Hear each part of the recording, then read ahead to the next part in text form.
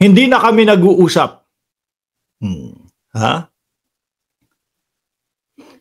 Nung huli po, mga bossing, ang narinig natin sa mga balita na hindi na nga po itinaas o hindi na po isinigaw ni Pangulong Bongbong Marcos yung pangalan ng kanyang kapatid na si Amy Marcos, mga boss. Ayan o. So ngayon, ito naman po ang resback o ito naman po ang sagot siguro hindi siguro, sagot ni Amy Marcos. Galing po sa Newswatch Philippines. O, lakihan ko nga ng onte para makita ko. Amy Marcos on ties with President. Kasi nung huli, nakita ko pa, iniangat pa yung Basa ba yung kilikili ko? Hindi naman. Iniangat yung kamay ni Pangulong Bongbong Marcos, ni Senadora Amy Marcos. Ngayon, si Boss Mike, dati, maka-Amy no? Panalo si Amy, ganito, ganyan. Si Boss Mike. Ngayon, naririnig ko kay Boss Mike. Suportahan po natin yung channel ni Boss Mike. Ngayon, naririnig ko kay Boss Mike. Manang Amy, hindi ka naman nanalo. Pagkatapos nito, pumunta kayo. Kung sakali naka-live si Boss Mike, suportahan nyo po yun. No? Tapos sabihin nyo, Boss Mike, sinout out ka. Kahit hindi ka dumalo, kahit hindi ka napadaan doon sa live ni Mark Ramos, na i-shout out ka ni Mark Ramos at pinasusuportahan ang iyong channel. Sabi dito, Amy Marcos on ties with President. We don't talk anymore. Hindi na daw po sila nag-uusap. Ito po ay ipinahayag, mga kababayan, o inilabas nung Marso 22, 2025, no? Sa ganap na alas 5:55 at ano ba tawag dito sa 36 na to? Yung 36 ng gabi. Ay nako, gusto ko tagalogin lahat Bago tayo tumuloy dito, meron tayong diyan. Meron tayong paboto diyan. Grabe, ang bilis ng paboto natin, nakasulat dito, iboboto mo ba si Amy? May bumoto po na 2,706 na katao. Ayan po, nadagdagan po, 2,707. Nadagdagan po ulit, 2,700.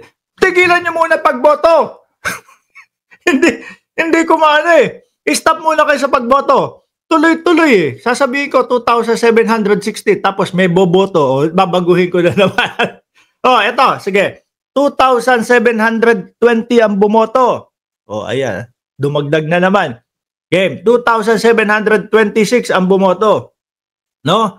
At ang 94% po ng bumoto na yon, mga kababayan, is, sabi, hindi nila iboboto si Senadora Amy Marcos. Ako po, ang nakikita kong dahilan yan, bunsod po doon sa ginawa niyang hearing.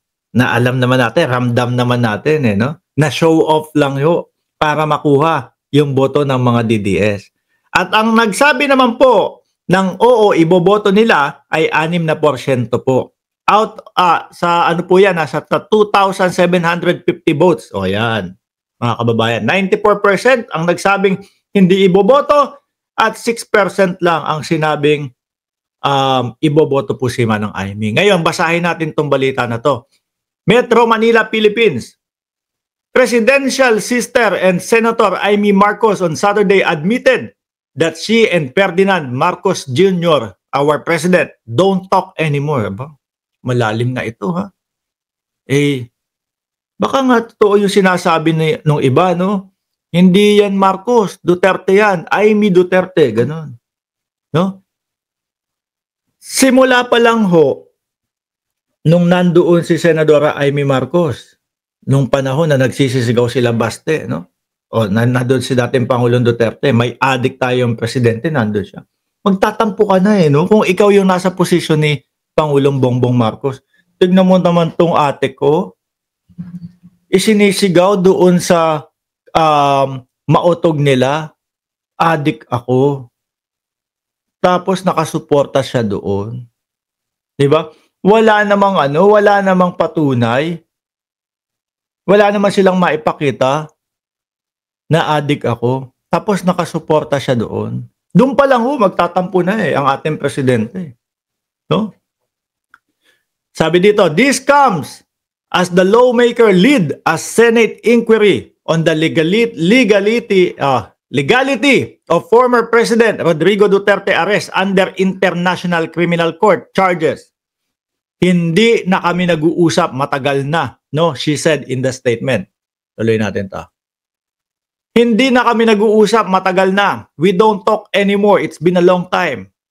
Yung mga kapatid ko, araw-araw kong nakakausap 'yan. No? Pero yung sasabihin mo matagal na, ay iba na 'yon. May talagang iba na. May tampuhan na.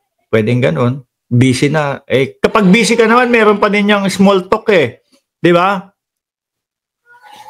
Maraming nakapaligid sa kanya na humaharang sa aming mag-usap. Siguro naiisip din po nung sinasabi niyang maraming nakapaligid na humaharang, ikaw naman, binabanatan mo ang sarili mong kapatid. Nakasuporta ka doon sa sumisigaw ng adik ang iyong kapatid. Gusto mo, hayaan ka pa naming lumapit sa kanya. Kahit nakapatid ka, kung gano'n naman ang paninira. Kami ang didepensa sa kanya. Despite this, Marcos clarified that she hold no grudge against her brother. Okay lang dahil nakatutok ako sa pagsisiyasat ng pagkuha kay Duterte. Kukunin.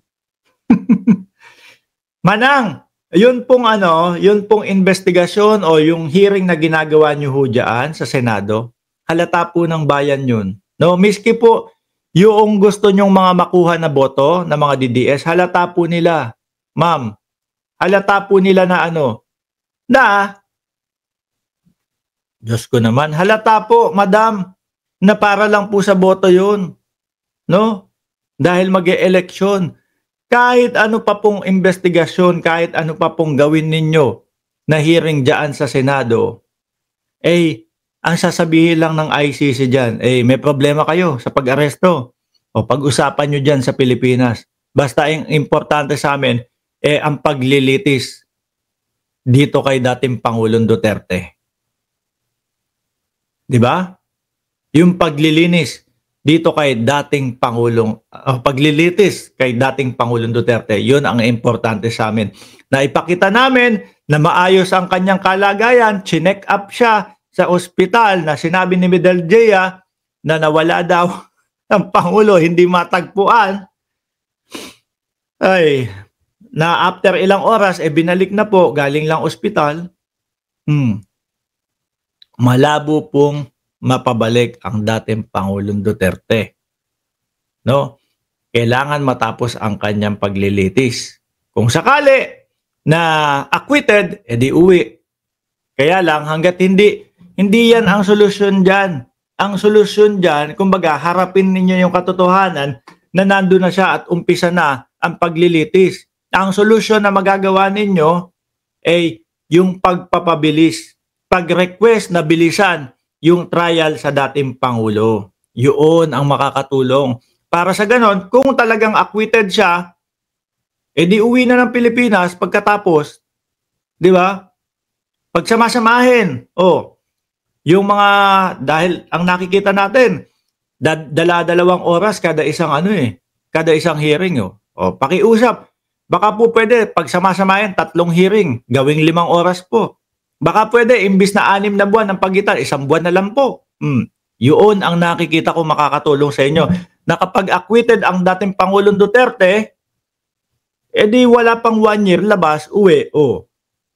Pero yung mga pahiring-hiring na ganyan, Senadora Amy Marcos, alam ng taong bayan. Di ba, Janelle Van der Heers? Prima song for fun. Prima song for fun. Wala na yan. Sasabihin lang ng ICC, bahala kayo mag-usap-usap dyan. No? Ang importante ay nandito sa amin. At ipinakita namin sa inyo na merong katibayan na maayos ang dati ninyong presidente. Yan na ho yan. Okay lang dahil nakatutok ako. Okay lang hindi sila mag-usap ni Pangulo, no? Nakatutok ako sa pagsisiyasat ng pagkuha kay Duterte sa Pilipinas patungo sa The Hague. Unahin natin ang pagtanggol sa ating soberanya kaysa sa politika at kampanya. Ulitin lang ho natin na wala pong isinusuko ang bansang Pilipinas na soberanya natin. Yung may warrant, yung individual na may warrant of arrest, mga kababayan, yun lang po ang nandoon sa dahig. No? Ibig sabihin ba isinuko nung mga ilan 120 to 150 na mga bansa yung kanilang soberanya dahil nandoon dahil kaanib sila sa ICC? Hindi ho, no? Back up nila ang ICC na kapag sakali na yung iniimbestigahan o yung taong yun eh mahirap kuhanin dahil makapangyarihan, ICC ang pwedeng lapitan. O